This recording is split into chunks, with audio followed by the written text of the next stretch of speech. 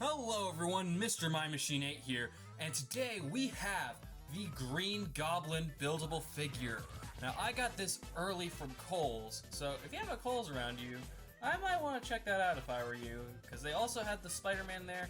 Unfortunately, I was not able to purchase the Spider-Man set, but they let me purchase the Green Goblin set just fine, and without further ado, let's take a look at the individual components, starting with the glider. So here we have the glider.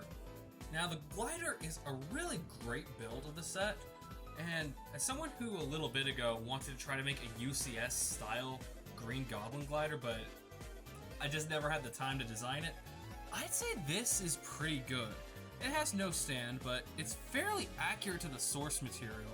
I mean, maybe the blades right here are a bit too big, but come on, they look really epic. It has some really nice part usage here. It's a nice mix of Technic and system parts.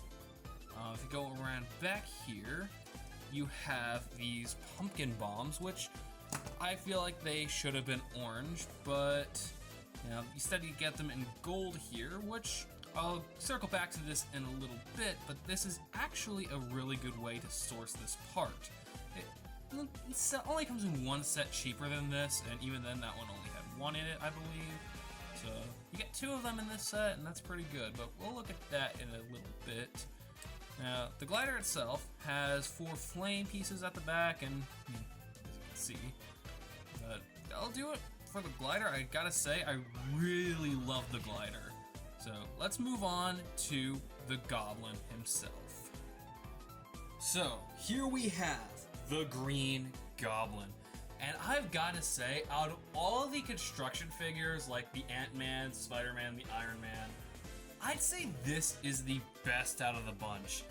It has no stickers in it. Everything you see here is a print, which basically, this would be the only thing that could even be considered a sticker if anything was going to be a sticker. No worries there. But it is an amazing build. Like, even the Sandman from earlier this year, I feel like it pales in comparison to this.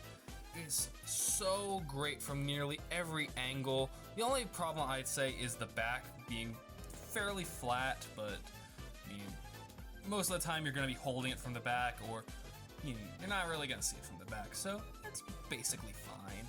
But it's such a cool set, and we get so many of these green wedge pieces, which I've looked on Bricklink and they come in a surprisingly few amount of sets. I believe they've only come in sets over $50, so you get a ton of them in this set, so it's kind of a parts pack for that if you really want it to be. And then again, this mask piece. I gotta say, this is the definitive use for that new mask piece that they've had since, I believe, August of last year. That just pops right off, and it is a beautiful piece. I really want to use this for a Lloyd Samurai mech, because we got that figure earlier this year. So many cool ideas just stemming from this piece. And it doesn't have to just be Green Goblin. I mean, it can be anyone if you want it to be. But strangely enough, the chin actually isn't a clip piece like I thought it was going to be from the set pictures.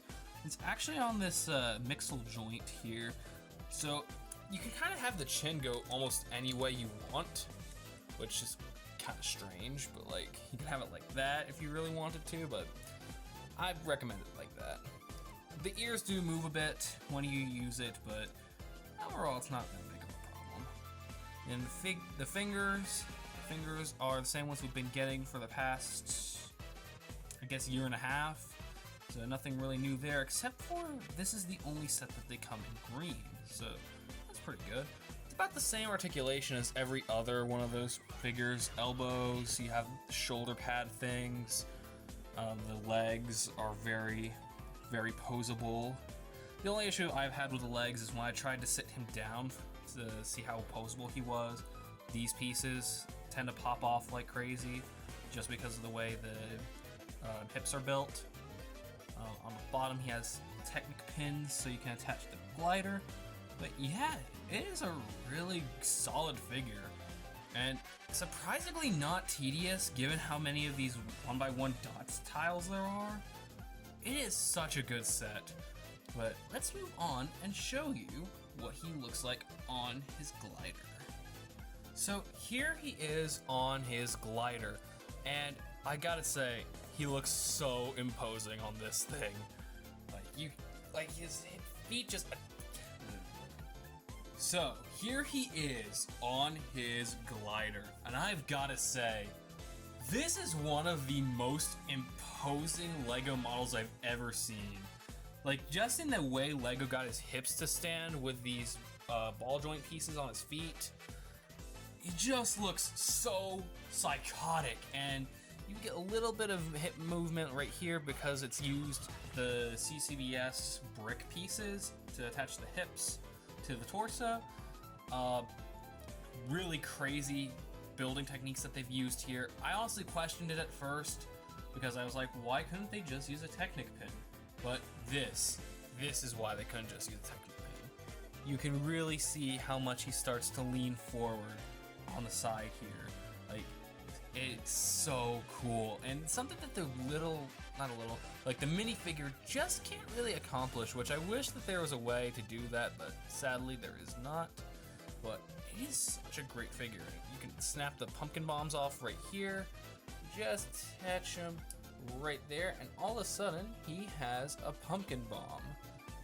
And yeah, you've got a really high level of posability, and pumpkin bombs very easily attachable.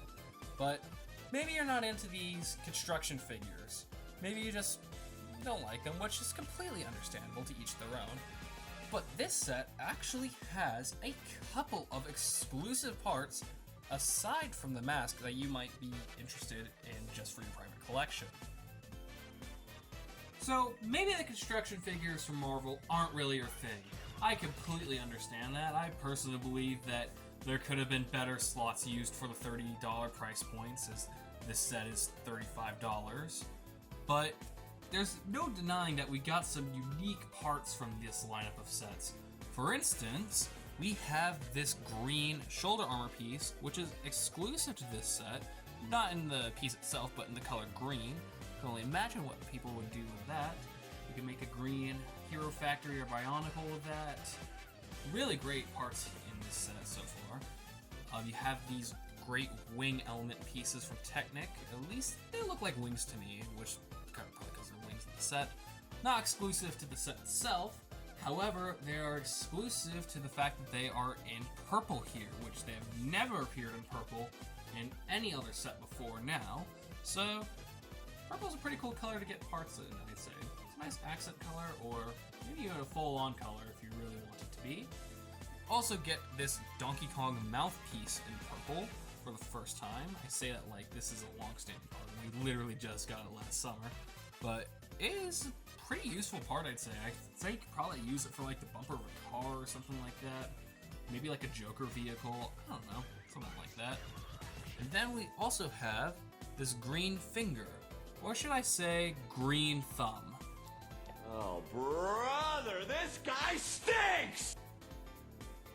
Yeah, so this green thumb piece is exclusive to this set. It surprisingly hasn't appeared in any like Lloyd mechs or anything like that. The piece itself has appeared in other sets, but not in green. So this is the only way to get this piece in green currently. And the only piece that will 100% remain exclusive to this set is this Green Goblin mask piece. So if you want that Green Goblin mask piece, I'd say pick up this set. It's well worth the $35. I was a skeptic at first, but once I had this thing built, it looked so much better in person than the boxes do. Which, speaking of boxes, let's take a look at the box, and then I'll zoom out and give my final verdict.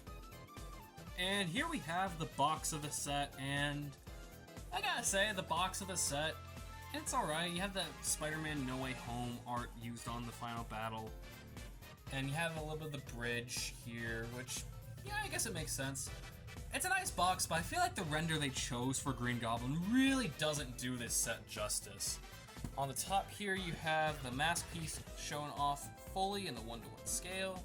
On the back, you guys have another image of Green Goblin. You have Green Goblin apparently sliding onto his glider as if we didn't know that that was a feature, and showing you that the pumpkin bombs can be attached to the back.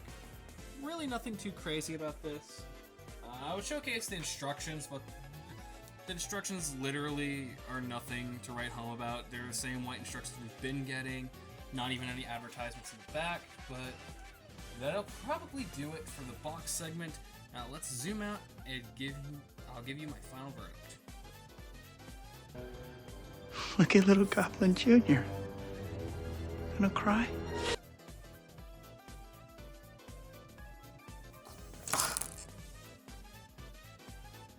Well, I've got to say, this set is an absolute surprise to me how delightful it was to build this set. There is not a single dull moment with this. I mean, sure, it's a lot of green, but I've noticed a little bit of a lack of regular green parts in LEGO's catalog, and this certainly scratches that itch for green parts. But I'd say this is definitely worth the $35 to pick up, but I understand if people are going to wait.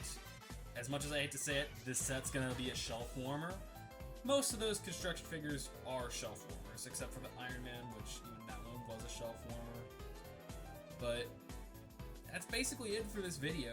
Before you go, tell me what you think of this set in the comment section down below. Will you be picking this up April 1st? Or will you be waiting for a sale? Or maybe you won't even be picking it up at all.